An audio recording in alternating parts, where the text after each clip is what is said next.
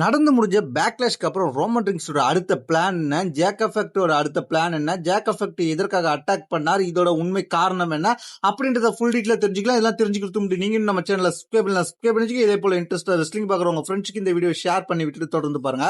பேக்லாஷ்ல main ஈவெண்டா Roman Reigns vs Jack effect இவங்க ரெண்டு பேருக்கும் வேர்ல்டு ஹெவி சாம்பியன்ஷிப் மேட்ச் நடந்துச்சு. இந்த மேட்சை பொறுத்த வரைக்கும் ரோமன் ரிங்ஸ் தோத்துருவாருன்னு தான் நம்ம எல்லாரும் ப்ரிடிக்ட் பண்ணியிருந்தோம். ஆனா இப்ப கிடைச்சிருக்க அப்டேட் படி ஏன் ரோமன் ரிங்ஸ் சாம்பியனை ரீடைன் பண்ணியிருக்காருன்றது காரணம் அப்படின்றது இப்ப வெளில வந்திருக்கு.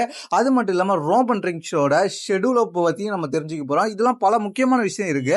இதுல பாத்தீங்கன்னா ரோமன் ரிங்ஸ் இப்போ பாத்தீங்கன்னா இந்த மேட்ச் ஒரு நல்ல மேட்சா தான் கொடுத்தாரு. அது மட்டும் இல்லாம இந்த மேட்ச்ல யாருமே இன்டர்ஃபியர் ஆகல.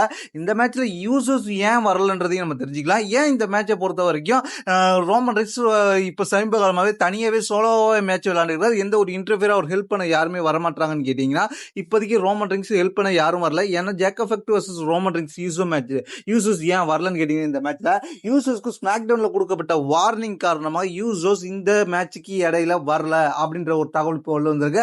அதனால அது மட்டும் இல்லாம இன்னொரு காரணம்னு கேட்டீங்கன்னா இந்த ஸ்டோரி லைன் இதோட முடிய போறது கிடையாது. இந்த ஸ்டோரி லைன் கண்டினியூ பண்ணும் விதமாக, ஏன்னா இப்போ ஜாக் எஃபெக்ட் ஜெயிச்சுட்டா ரோமன் ரிங்ஸோட ஷெட்யூல் பாதிக்கும். அதனால ரோமன் ரிங்ஸோட ஷெட்யூல் இருக்குன்றதுனால இப்போ ஜாக் எஃபெக்ட் தோக்க வச்சிருக்காங்க. அது மட்டும் இல்லாம இந்த ஃபியூடிங் கண்டினியூ பண்ணிருக்காங்க. ஜாக் எஃபெக்ட் அதுக்கப்புறம் அட்டாக் பண்ணிருக்காரு. ரோமன் ரிங்ஸும் அதுக்கப்புறம் வார்னிங் கொடுத்திருக்காரு.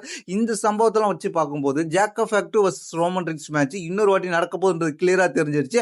அதுல ஒரு முக்கியமான விஷயம் என்னன்னு கேட்டீங்கன்னா ரோமன் ரிங்ஸோட ஷெட்யூல் இப்போ லீக் ஆயிருக்கு. ரோமன் ரிங்ஸ் எப்போ வரப்போறாருன்னு கேட்டீங்கன்னா இந்த மாசம் மொத்தம் இன்னும் 3 ராவுக்கு வர போறார். அது மட்டும் இல்லாம சாட்டர்டே நைட் மெயின் ஈவென்ட்டுக்கு வர மாட்டார். அதுக்கு பதிலாக கிளாஷ் இன் இட்டாலின்ற ஷோவுக்கு வர போறார்.